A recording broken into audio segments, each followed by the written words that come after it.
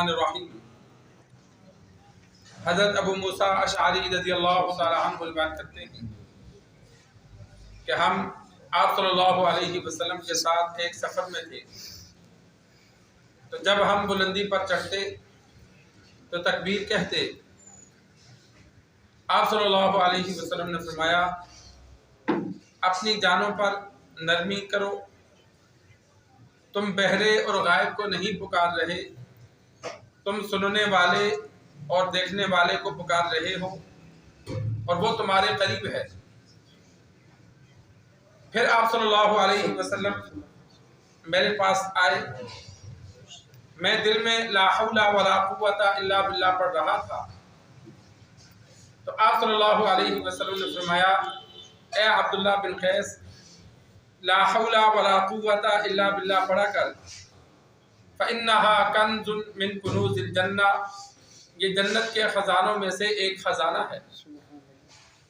یا آپ صلی اللہ علیہ وسلم نے یہ فرمایا کہ میں تجھے جنت کے خزانوں میں سے ایک خزانہ نہ بتاؤں؟ سرکار دو عالم صلی اللہ علیہ وسلم کا عمل ابو موسیٰ اشعری رضی اللہ تعالی عنہ نے دوران سفر جو ایک واقعہ پیش آیا، امام بخاری رحمہ اللہ نے بطور دلیل کے نقل کیا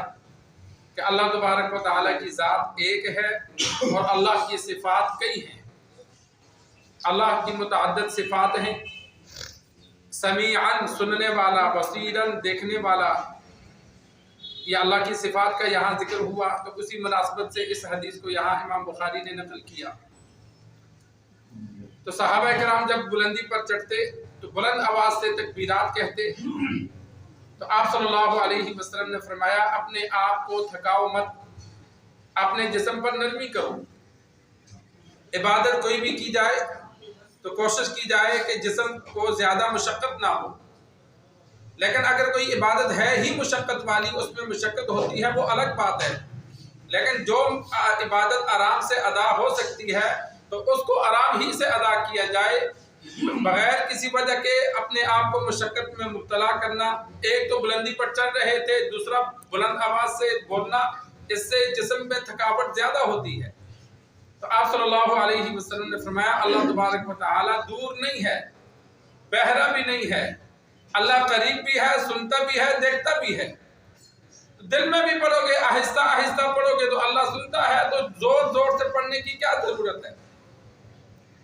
تو سرکار دو عالم صلی اللہ علیہ وسلم نے صحابہ کو آہستہ پڑھنے کا حکم دیا، اور ایک جملہ جو جنت کے خزانوں میں سے ایک خزانہ تھا، ابو موسیٰ اشعری رضی اللہ تعالی عنہ فرماتے ہیں میں آہستہ آہستہ پڑھ رہا تھا،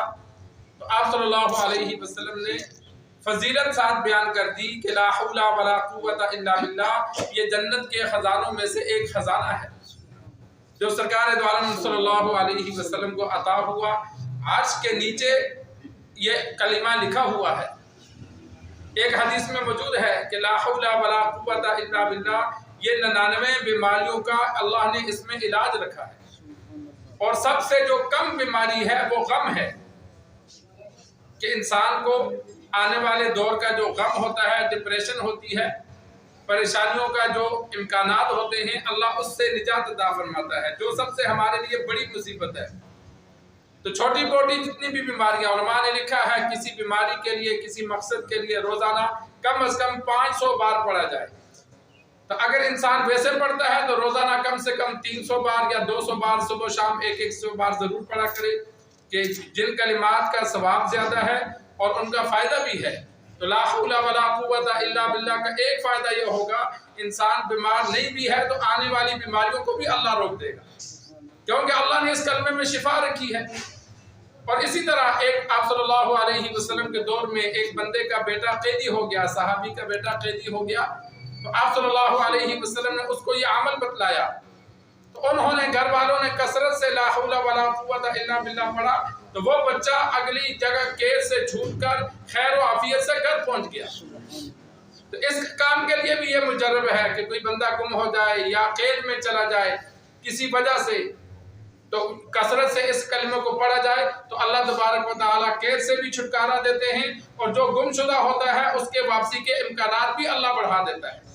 تو بطور ذکر کے انسان اس کو اپنے اذکار میں شامل رکھے. اللہ سے دعا ہے اللہ ہمیں دین سیکھ کر سمجھ کر عمل کرنے کی توفیق عطا فرمائے.